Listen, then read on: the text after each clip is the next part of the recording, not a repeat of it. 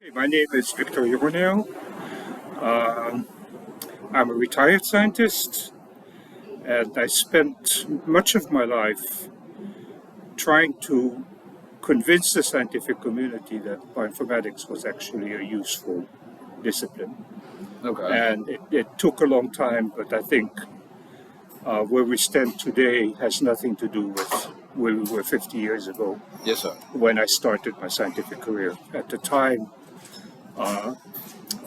most biologists thought that the computer was a totally useless implement. That has changed. Yeah.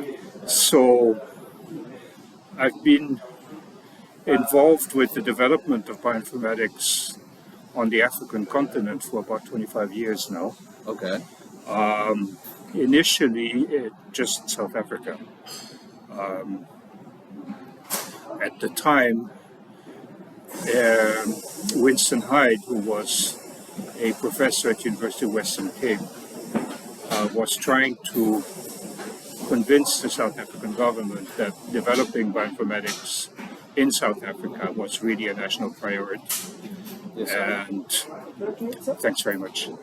Yeah, Uh, I think as you adequately put, Prof, with the advancement of ingest technology, bioinformatic tools, it's greatly enhanced our capability to do whether it's genomics, surveillance, and increasing that skill set on the African continent. yes, it's increasing the skill set, but also the recognition of bioinformatics as a legitimate scientific discipline.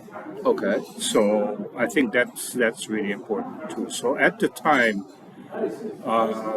the national government in South Africa decided to create a national bioinformatics network, Okay. and it solicited proposals from South African universities to develop resources at the universities, but also research activities Okay. that involve bioinformatics. And even though the network was relatively short-lived because it ran into governance problems, it had a very profound influence.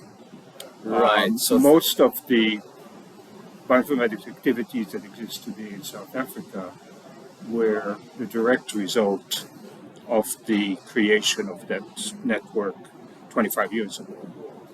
I see. So that was So, sort of the seed to grow into more opportunities for the next generation of scientists. absolutely, and also establishing groups at various universities in the country that whose focus would be on data analysis, developing methods, developing frameworks, getting involved in programs, and so forth and so on. And there were multiple universities in South Africa that were involved in this. Then a few years later, there was a fantastic opportunity that was offered by the H3 Africa initiative that came jointly from at the funding level from the NIH in the United States and the Wellcome Trust Okay. in the UK, and that was seeded by scientists with an African background, but mostly from the diaspora. All right. And as part of the H3 Africa program, they funded a bioinformatics network on the continent called H3A Bionet. Yes. And I was involved in actually formulating the proposal for H3A Bionet, which was led by Nicky Mulder Yes, sir. at University of Cape Town.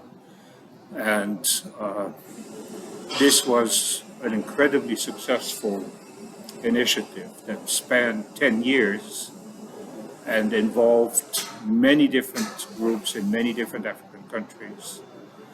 And basically, H3A Bionet is the direct precursor of the African Bioinformatics Institute. So I was involved in writing the initial grant for H3 Bionet, but then also we created a node for H3 Bionet at the University of Illinois in the United States and participated in H3 Bionet activities.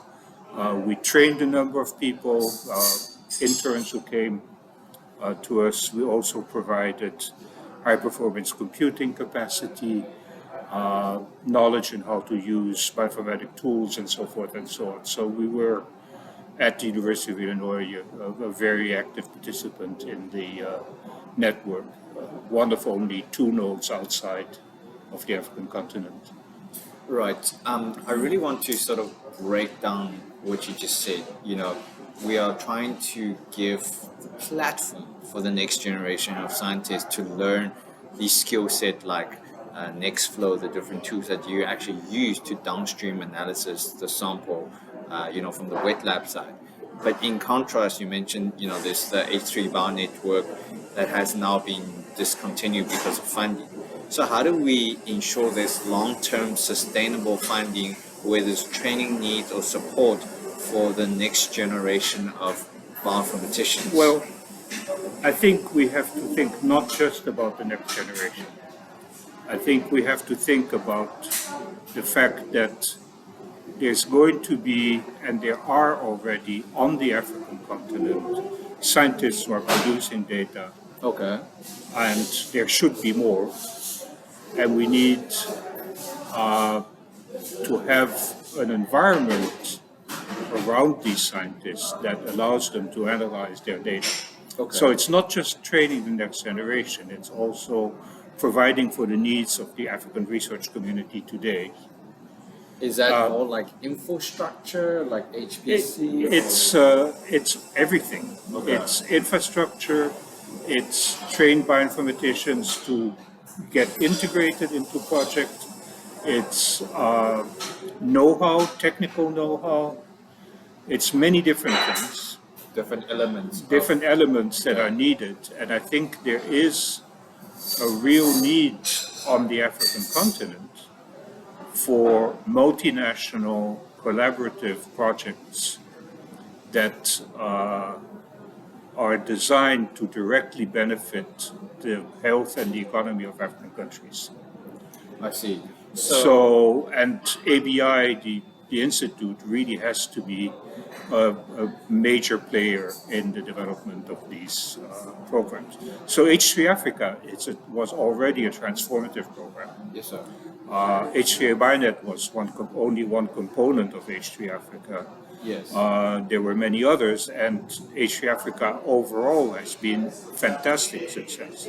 Right. Has shown that African scientists, given the funding and the tools and being put in charge of programs rather than working as quote-unquote collaborators for scientists from the first world, can do really top-level science and produce really interesting results that benefit the entire continent. Okay? So this is something that has to be continued. Now, clearly, ABI is not there to do the data generation, Right. but ABI is there to empower the proper analysis of the data, their management, and transforming data into real knowledge. So that, I think, is a primary role for ABI.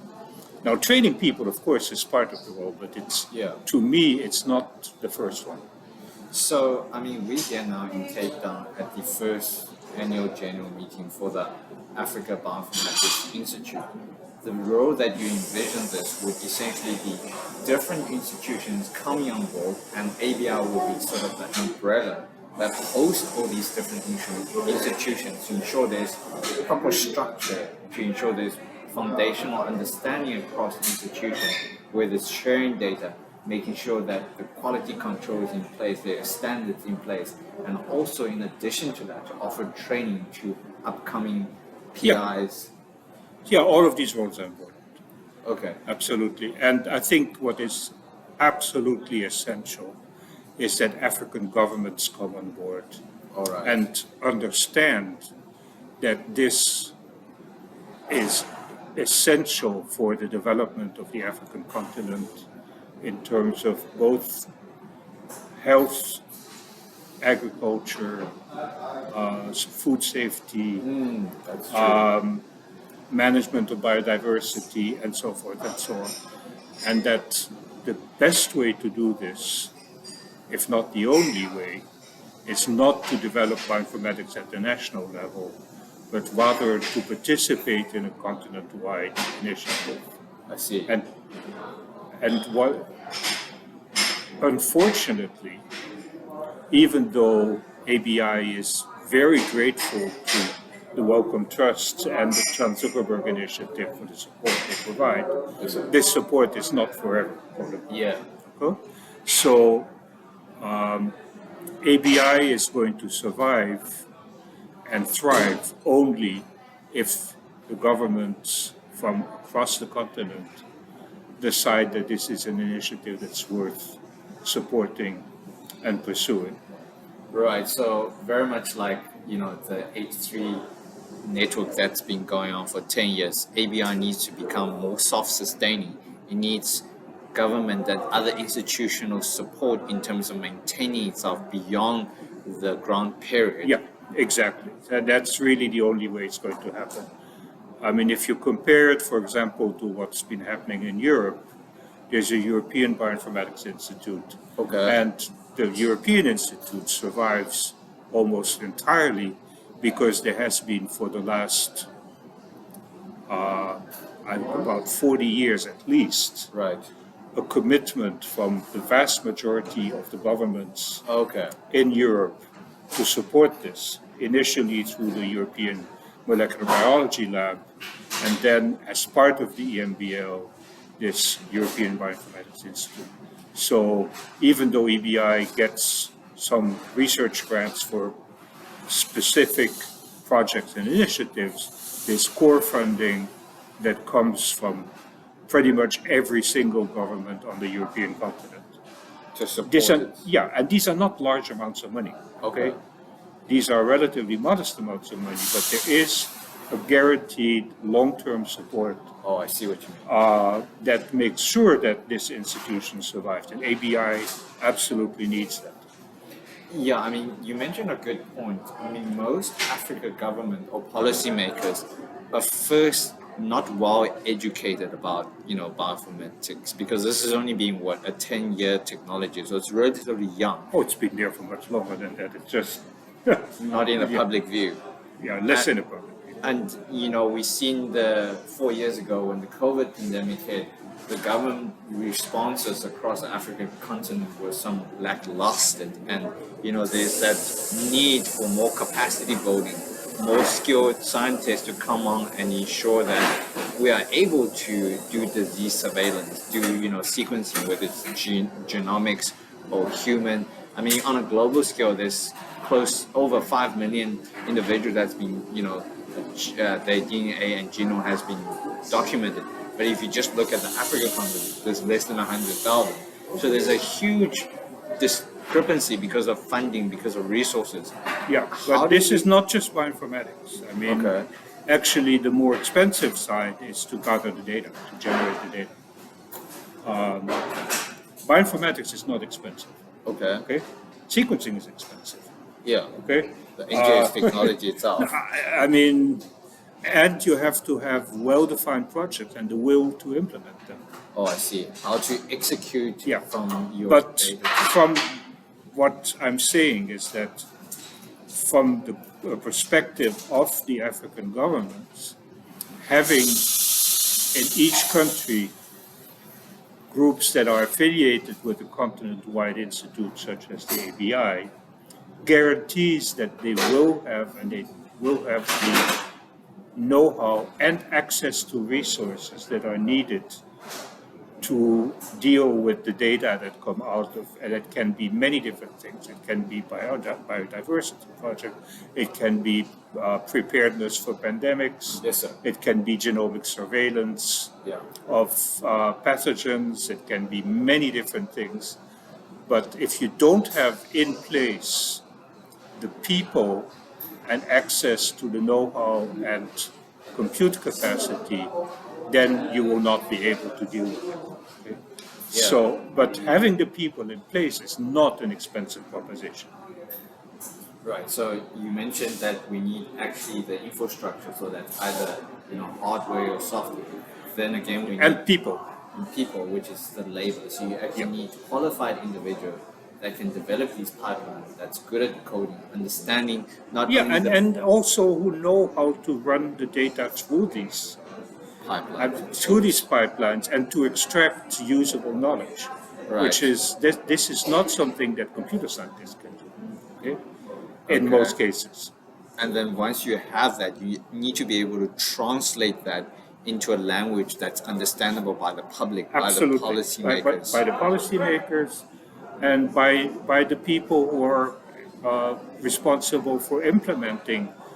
So the public health officials, the doctors, Clinicians. the clinicians, Yeah. and so forth. Right. So you need that capacity. But again, I insist on the fact that capacity building is only a small part of the whole problem. Yes, sir. Okay? It's important, but it's not the primary goal. You need The to have pro- a broader, holistic view of the entire Yeah, network. and the fact is that there are already quite a few people across the African continent who have those skills. I see. It's not like they don't exist. Right. And in the cases where institutions were created in Africa to deal with these kinds of problems, I take a very typical example in Nigeria. This Center of Excellence in Pathogen Genomics that exists in Nigeria has been incredibly effective. And they've had no problems recruiting bioinformaticians. Okay? That's great. But if you don't have a center like that to begin with, the bioinformaticians are useless, right? You need a sort of structure to establish. Yeah, and you need projects to feed to them. Yeah, that's true. You need those opportunities to give Exactly. to the Yeah. institutions. Here in South Africa, I mean, if you look at Seri, the group around Tulio Oliveira, I mean, they've been very effective, and again, they've had no problems recruiting bioinformaticians. Yeah. And bioinformaticians are, of course, very happy to be able to participate in these kinds of projects. I mean, they've been very effective in monitoring the SARS epidemic here in South Africa. New strains and variants. And so forth, because they had bioinformaticians and clinicians and technologists in the sequencing space working together. That's great to hear. Yeah. As we come to the last bit of this interview, because I'm cognizant of your time, so I really want to ask, you have been through, the academic different institutions through your whole career. You have a wealth of knowledge. What advice, personal challenge that you come through, would you want to sort of give to our, next generation of PIs, next generation of scientists? Is there some systematic, methodic way that they can step by step and pursue this? No, I have only one word. Yes, sir. Collaborate. Collaborate. Share and collaborate. No, I think that's a really good point. I really want to ignore If you try to keep things to yourself, you're never going to get anywhere. Oh, you got to exchange ideas. You've got to exchange ideas, you've got to exchange data, you've got to exchange knowledge. Different point of views, perspectives, Yeah. understand. Okay. No, I understand. Thank you very much for your time, sir. Sure.